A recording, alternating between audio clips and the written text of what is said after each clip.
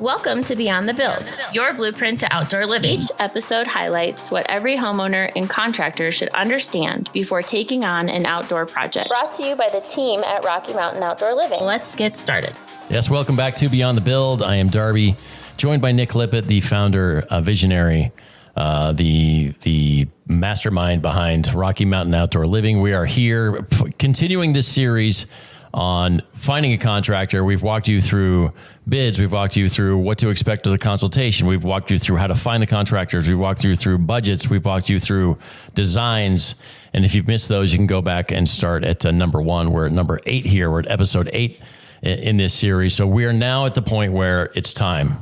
It's time. You've gotten all your bids. You've met all the people. It's time to make a decision. Yeah. How's it going to happen? This might be one of the hardest things for people to do. Yeah. Especially if it's your first time. Like we're gonna walk you through the process of making a decision. Okay. Because usually it's rare that you're like, that is the one guy, right? Usually. And so unless you meet me, and then you don't need no sinking podcast. But to be honest, like if you get 3-4 bids, crazy people out there getting 10 bids. Don't do that. There's at least a couple of people where you're like, man, I feel good about this. Yeah. And here's the thing that we'll tell you. There's great competitors out there. For sure. And there's a lot of businesses that do really good business. Mm-hmm. And so actually recently you had someone in the showroom and you told him, you said, hey, just so you know, no matter who you pick out of all 3 of these companies, you're going to get a great space. I did, because it's true. It is often true. Yeah. In that case, it was. Yeah. I actually think when you're going through the process of making a decision, if the people you're talking to are like, oh, those guys suck, or I have to fix all their work. Right. Or yeah, they're not very good. Red flag, red flag, red flag. Like, if they try to put down one of the people that you're also getting bids from, it's a problem. Like compliment the business and then tell them why you're different. That is right. For contractors listening to this, because there will be some, compliment the business. Yeah, they build great. Yes, they build great projects. This is why we're different. Right. Yeah, those guys have been around for a long time. I'm sure they do great work. This is why we're different. Right. And so at the level that we're at, it's rare that we're bidding against people that aren't good. It's true. And that's the same thing I told them is listen, at the level we are now, like we all, we have to be fairly proficient at what we're doing to have been doing it for this long, to have this showroom that we have, to have you can't just be kind of good at something. You can't just kind of be dipping your toes in it at this point. So yeah, the level we are, the people that we are continually, I guess, competing with, I guess, or kind of maybe bidding at the same time as we're all at a certain level for a certain reason. For sure. For sure. Yeah. And like, we're not bidding on stuff that's a little bit smaller, so it's rare that you're bidding on projects like this if you're not qualified to build them. There are some, and they do slip through the cracks, but they don't last long. 9 times out of 10, the bids that you have received are from companies that are qualified to do the type of work that you're looking for, especially if you listen to podcast 2, which is where I think it was 2, where we talked about how to find the right contractor, right, based on the type of work that you're looking for. And so if you followed that process, then you do have a handful or less than a handful of bids of companies that are qualified, reputable, to do the work that you're looking for them to do. So I would tell you that when you're looking, so you're at the point where you're trying to pick a contractor. And we're assuming that the people have listened to this podcast and followed the steps so that these final bids they have are from people who are capable of doing the work, can possibly give them a good experience in the process. So we at this point, hopefully we've weeded out the ones that aren't in that level, at that level. Yeah. And so you're going to have a gut feeling if someone's not capable of doing it. You'll know by their response. Trust it too. Like, hey, just had a question about this, and this. You'll know by the way they answer it if they're the right fit or not. And so we're getting down to the finals. and we're trying to pick the right contractor. And so there are definitely some key things. I would tell you that who do you trust the most? Right. It's number one and probably the most important. Like out of everybody who's come out, who would you trust to be in your home? Right. Because we're going to be in your home for a while, around your home. Mm-hmm. Like we're going to see you every single day. Yes. And, could you see yourself having a conversation with this contractor, drinking a cup of coffee at your kitchen table without being uncomfortable? Right. So that's a big one. And then, the other thing, there's lots of things to look for, but communication is a big one. Like, are you reaching out to them and then they're getting back to you in a reasonable amount of time or quickly? Mm-hmm. Are they getting back to you? You reach out 5 days, you reach out 5 days, you reach out 5 days, you might felt good about them and you still might trust them, right? So if you trust two contractors, you're going to be able to tell by communication which one's probably the better fit. That is huge. The other thing is go to their office, right? Like go look at their space and meet the team. We invite you to our showroom before you even sign a contract, after we've provided you a bid to meet our team. Yeah. Right. And so if you're working with a smaller outfit, and you choose to go that route, that's okay. But you need to understand, who it is that you're working with. If so-and-so were to get into a car accident, or, we recently had an accident on a jump site. Mm-hmm. We had a carpenter cutting a piece of steel and the steel caught the tooth of a blade and spun the steel and cut his hand pretty good. Yeah. Right. Like out of work for 95 days would be my guess. The project didn't stop. No. Like we had, 24, 48 hours, we had to redirect and, readjust, but we were back on track and, we had people back on site and we were continuing to build your space. We've had a few accidents over 18 years. And, sure. I remember when I was a little bit smaller, we did have an accident with a carpenter that stopped the project for a month. Yeah, that can happen. Was not a great experience for that client. It wasn't a great experience for me. And accidents do happen. But if you're going to work with a smaller outfit, no problem. Right. Just understand who it is that you're choosing to work with and what the consequences could potentially be. I was also that guy, right? Like, no, absolutely. I'm working my way up to where I want to be, and people gave me a chance.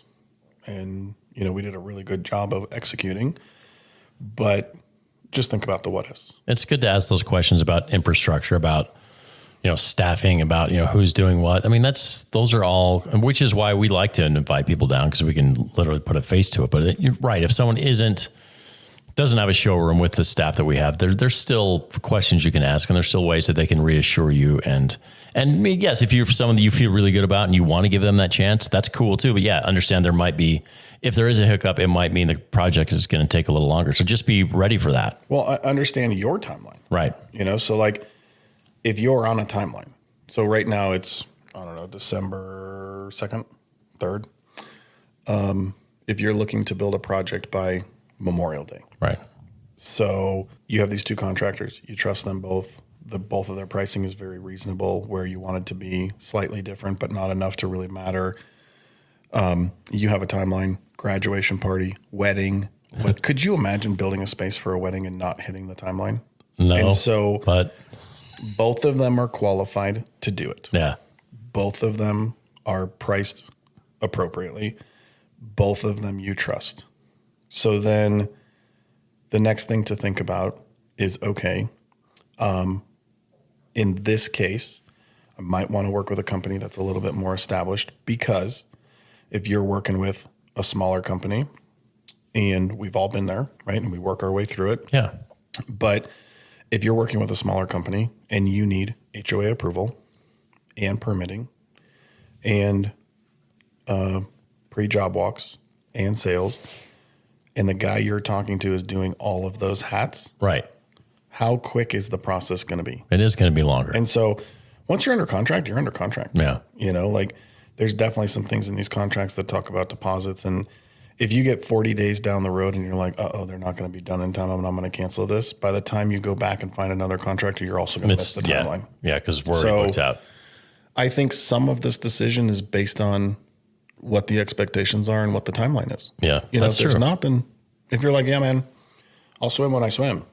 Okay. And I really like you and I want to give you a shot and I feel good about it. Yeah, that's fine. Then your option looks slightly different. True. Than if you're trying to choose between two contractors and you're on a timeline. You know, and so the other thing I would tell you is, you know, look up their business. How active are they on social media? Are they posting projects similar to the project you want built? Or are all of the postings of projects that don't look like anything that you want to have built? And do they have palm trees and things in them? Yeah. Because that's also something to look for. Trees. Yeah. You know, Darby, you really wanted to talk about this, and I think it's super, super valuable for everybody listening. When you're going to pick this contractor, is the contractor or the person you're talking to actually the business representative? So let's talk about that. We've been seeing that more. And yeah, so essentially somebody comes out and you set an appointment. They come out, they talk to you about the project.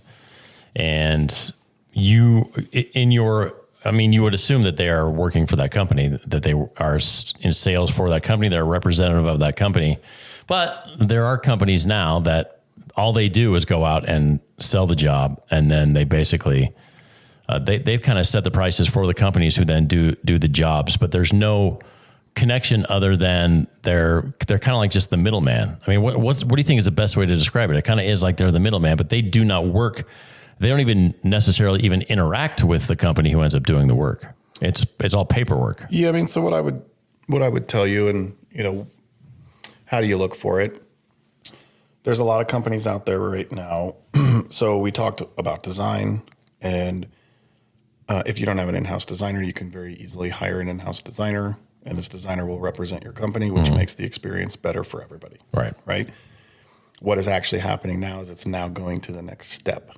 And so companies are hiring third-party companies to design and estimate and then sell the job and then give it to you to build.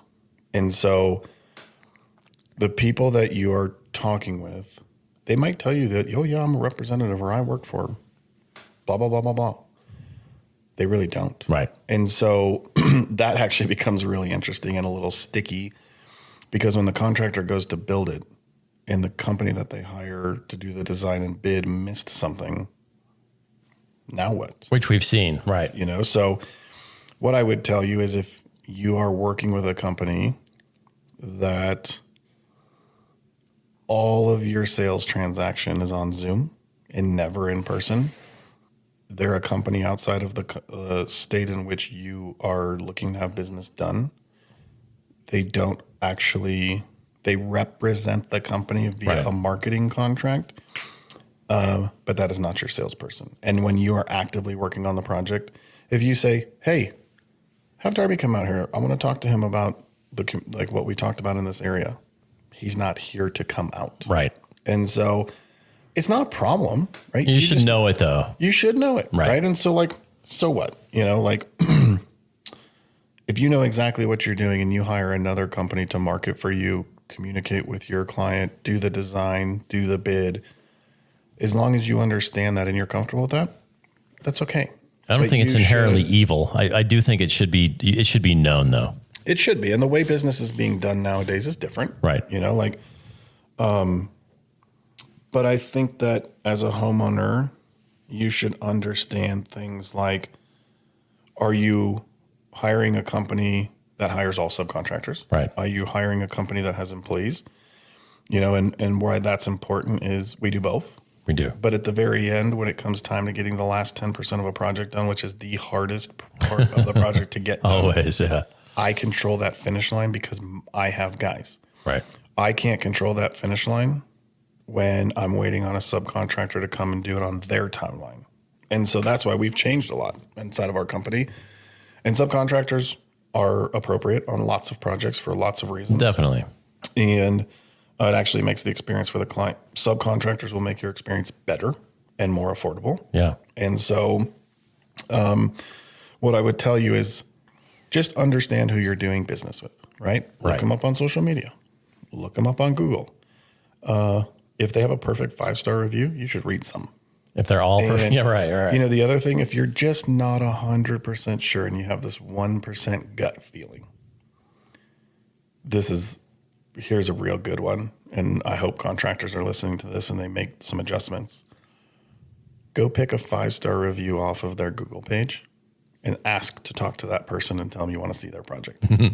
Right? Like nowadays with AI and everything that's going on, I could get 1,000 5-star reviews in less than 10 days. Oh, yeah. And so if you're in Colorado and you're listening to this and maybe you are thinking about doing business with us, I encourage you to do this. Go pick a 5-star review off my page, call Darby and tell them you want to talk to that client. Done. Yeah. And because they're real people. Well, and the other thing I'd tell you is if you want to get references, I always laugh about it because I think it's funny. You know, Darby, could you send me 2 references of someone you built a pool for? Yeah. You going to send a bad one? No. You're going to send 2 people who loved me. So I tell people all the time, no problem, but this is what I want you to ask the client. How did Rocky Mountain Outdoor Living handle a tough situation? That's what you should ask them. It is, because anyone that tells you there aren't going to be hiccups and there aren't going to be, they're either lying to you or they've never done this before. I don't have one contract in 18 years that hasn't had some sort of curveball.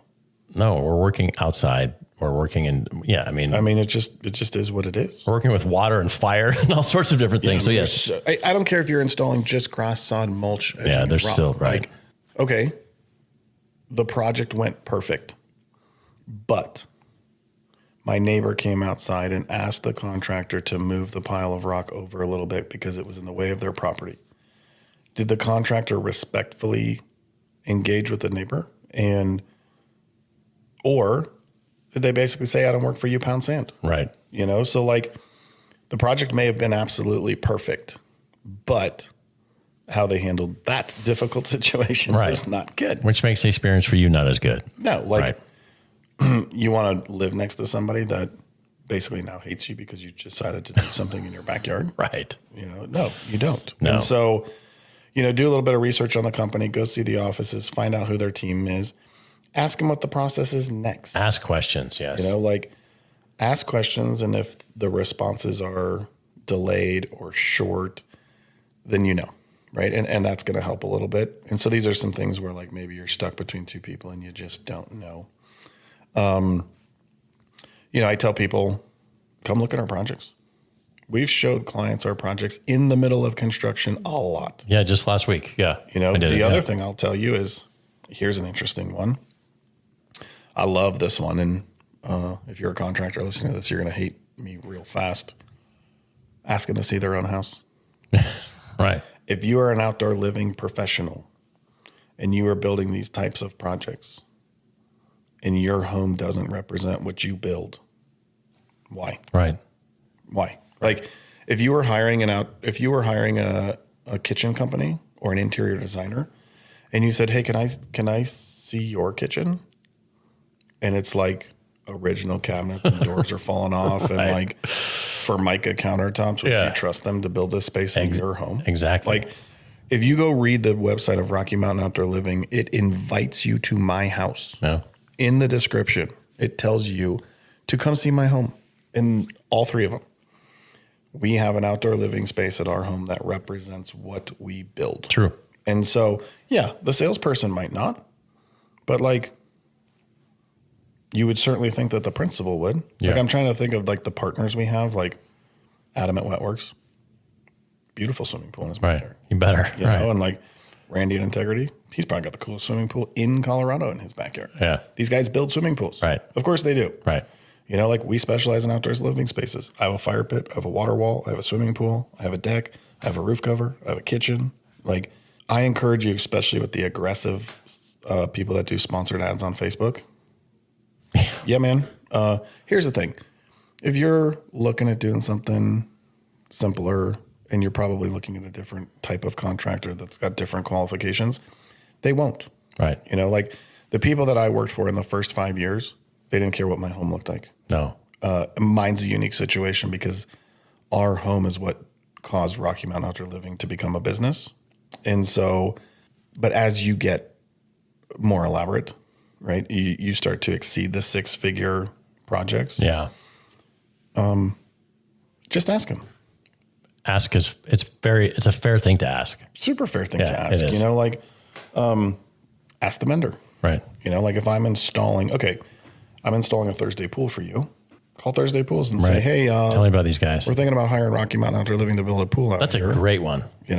That's a great one. Go to the Belgard website and look us up. Right. We have the top certification. Right. If you're looking to build a $500,000 or $250,000 project or $100,000 project for that matter, if the contractor you're looking to build with isn't ranked in the higher percentage of their contractors, you may or may not be concerned. Right. And so these are some just really, really, really good key things that will help you separate when you're making the decision that's best for you. And so here's the deal. If you're looking at building it a little bit more affordable, and you check 6 of 10 boxes, then it's probably worth giving that contractor an opportunity. Yeah, maybe timeline isn't a thing. People for give you, me lots of opportunities. Right. And look where I'm at now. Right. The thing is when you don't do this process, and if you would have the contractor that you chose checked off 1 or 2 of 10 boxes, well, I don't feel bad for you. No. I seriously, if you get screwed, sorry. Yeah, if you're going to spend that kind of money, you should take the time to do some research to kind of know who it is that you're going to be working for. This is, it's a big investment. And again, I always tell people, it's people who are going to be at your home. So if you're not willing to do that kind of research, then I don't feel bad for you either. I feel like a lot of times it seems that we're talking about these bigger projects, right? So if you're listening to this podcast and you're looking at doing a project that's somewhere between $10,000 and $60,000, right? Between 10 and under $100,000. And you're like, man, these guys don't give me any guidance or advice. Well, here's the one piece for you. Find a contractor that's already working in your neighborhood. Yeah. That you can just see their work over the fence. Right. Go on your Facebook marketplace. Talk to the neighbor who they're working for. Your neighborhood has the page. They're going to talk about it. These are there's plenty of good contractors out there that are growing and scaling. Absolutely. And, I could think of a handful right now that might only check 4 of 10 boxes, but they're really, really good dudes. And we're rooting for them. We're rooting for them to make it. We're coaching, want to help them. You're literally coaching them. Them check 6 of 10 boxes and then 8 of 10 boxes and then 10 of 10 boxes. And so, again, you have to understand where you're at and what it is that you're buying to determine who the right contractor is. And if we didn't answer your question, just put it in the comment below. We monitor this thing religiously. Yeah. And if you're like, hey, I'm down to 2 contractors. I'm building this space. My bids are $15,000 and $18,000. Just drop it in the comments and we'll happily give you guidance. Absolutely. I'd love to. I was there. Yeah. I built an outdoor living company from 0 to 12 million. I was at $100,000. I was at $500,000. I was at $1 million. I was small. I had a truck. I went through every single thing that every single one of these guys is going through. We were a great contractor, but what were the signs on why you would pick us? Right. And then the other thing is, as you get into bigger projects, I think for those clients, I think a lot of times they pick a company that's more established because they don't want to be the story of the neighborhood if something were to go wrong. Right. So that's why you see the Rocky Mountains, the Designs by Sundowns, the Lifescapes over and over and over and over in Castle Pines, Greenwood Village. Sometimes these people will spend what they spend because they know that the company will be there regardless of how challenging the situation is. Right. And that's huge. And that is huge. And again, if you've listened to this series, you've kind of heard that we are not, proposing that you work with us or any specific companies. We've kind of talked through, Nick has kind of talked through different reasons that different companies might be the right fit for you at different sizes and different. So it really is about, and we talk to people about it all the time. There's no one answer for everybody. There's so many different factors to consider. So hopefully this series of podcasts has been helpful to you, and we're going to keep going with, again, like Nick said, drop your comments. And if you have a specific topic you'd like us to talk about, we'd love to do that for you. And if you do have questions about bids you've gotten, get with me. I'll talk to you about it for sure. I'd love to help out. So thank you for being here. Thanks, Nick. Yeah, thanks, Darby. Beyond the Build from the team at Rocky Mountain Outdoor Living.